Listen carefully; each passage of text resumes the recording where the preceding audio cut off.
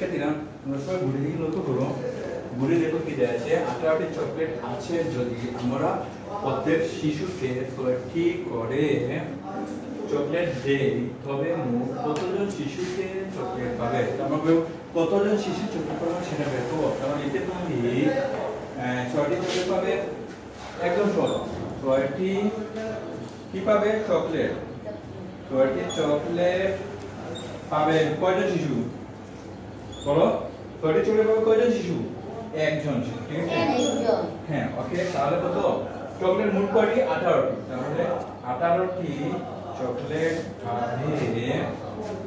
তাহলে কি হবে? কম হবে না বেশি হবে? কম হবে। হ্যাঁ, কম হলে ভাগ হবে। তাহলে 18 ভাগ 6 জন। তাহলে কত দিন? 6 18 মধ্যে কত ভাগ যাবে? যাবে কত? 18, ঠিক আছে? ভাগ হলো 30 হয় 18, ঠিক আছে? 3 বার যাবে, ঠিক আছে? তাহলে 3 জন। তাহলে কতজন শিশু চকলেট পাবে? হ্যাঁ, কতজন শিশু চকলেট পাবে? কতজন হবে? এক। এবার কতজন শিশু চকলেট পাবে? যেই তবে মোট কতজন শিশু চকলেট পাবে? 6 জন। এক। মোট কতজন শিশু চকলেট পাবে এবার? 3 জন। হ্যাঁ, 3 জন শিশু চকলেট পাবে। কতজন শিশু চকলেট পাবে? তাহলে 3 জন। হ্যাঁ, এটি হবে উত্তর। বুঝতে পারছো? জন। হ্যাঁ, ধন্যবাদ।